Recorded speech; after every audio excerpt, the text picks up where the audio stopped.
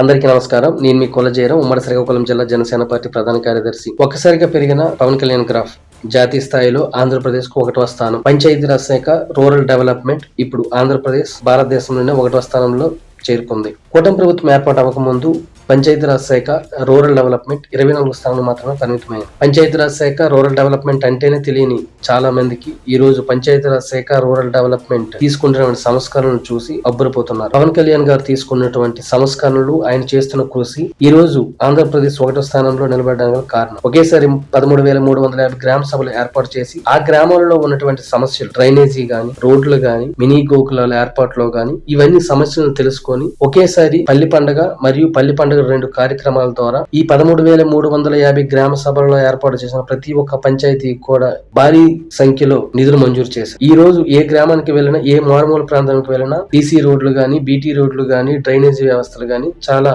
పటిష్టంగా ఉన్నాయి. డోలీ మోతల నుండి చాలా గిరిజన గ్రామ ప్రాంతాలకు విముక్తి కలిగింది. మునుపెన్నడూ లేని విధంగా ప్రతి ఒక్క పంచాయతీకి కూడా నూతన ఉత్సాహం వచ్చింది. వైఎస్ఆర్సీపీ సర్పంచ్లే ఎక్కువగా ఉన్న ఈ సమయంలో సుమారు 70% వైఎస్ఆర్సీపీ సర్పంచ్లు ఉన్నప్పటికీ కూడా 15వ సంఘం నిధులు రిలీజ్ చేసి పంచాయతీల బలోపేతన కృషి చేసిన వ్యక్తి పవన్ కళ్యాణ్ గారు. వైఎస్ఆర్సీపీ సర్పంచ్లే ఉన్నారు కదా అలా అని నిధులు మంజూరు చేయకుండా ఆపేయలేరు. ఆయనకు కావాల్సింది గ్రామాల అభివృద్ధి, ప్రజల అభివృద్ధి, ప్రజలు బాగుండాలని ఒకే ఒక దృఢ సంకల్పం. ప్రతి పంచాయతీలో కూడా నిధులను సరైన పద్ధతిలో వినియోగించుకోవాలని కూడా ఆయన సూచించారు. ప్రతి సర్పంచ్కి జీతాలు పెంచే దిశగా ఆయన అడుగులు వేస్తున్నారు.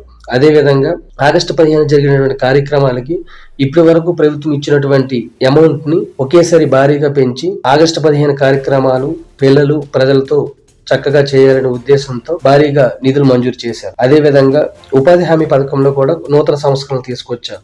ఉద్యానవన తోటలను అభివృద్ధి చేసే దిశగా ఆయన అడుగులు వేశారు. ఉపాధి హామీ పథకంలో కూడా ఆయన చాలా మంచి కార్యక్రమాలు చేసి నూతన ఒరవడిని సృష్టించారు. అదేవిధంగా నీటిని ఏ విధంగా సంరక్షించాలి, నీటిని సంరక్షించే పద్ధతులకు కూడా ఆయన శ్రీకారం చుట్టారు. మ్యాజిక్ డ్రైన్ సిస్టమ్ తీసుకొచ్చారు. ఒకవైపు పంచాయతీరాజ్ శాఖకు సంబంధించినటువంటి అధికారులతో ముఖాముఖి కార్యక్రమాలు, సమీక్షలు, సమావేశాలు ఏర్పాటు చేసి వాళ్ళకున్న సమస్యలను తెలుసుకొని ప్రజలకి అన్ని విధాలుగా ఫలాలను అందించాలనే ఉద్దేశంతో సమావేశాలు, సభలు ఏర్పాటు చేసి పంచాయతీ 10,000 మంది పదోన్నతులను కల్పించారు. అదే విధంగా వాళ్ళకి స్టైఫండ్ ను కూడా పెంచారు. ఇలా ఒక కార్యక్రమం ఎవరైనా మా ఊరికి రోడ్లు లేవని ఒక మాట చెప్తే చాలు నిధులు వెంటనే మంజూరు చేస్తున్నారు. సో ఈ విధంగా ప్రతి ఒక్క గ్రామాన్ని అభివృద్ధి చేసే దిశగా పవన్ కళ్యాణ్ అడుగులు వేస్తున్నారు. కనుక ఈ రోజు ఆంధ్రప్రదేశ్ 1వ స్థానంలో నిలబడడానికి పవన్ కళ్యాణ్ గారు తీసుకున్నటువంటి నిర్ణయాలు, ఆయన చేస్తున్న కృషి ముఖ్య కారణం.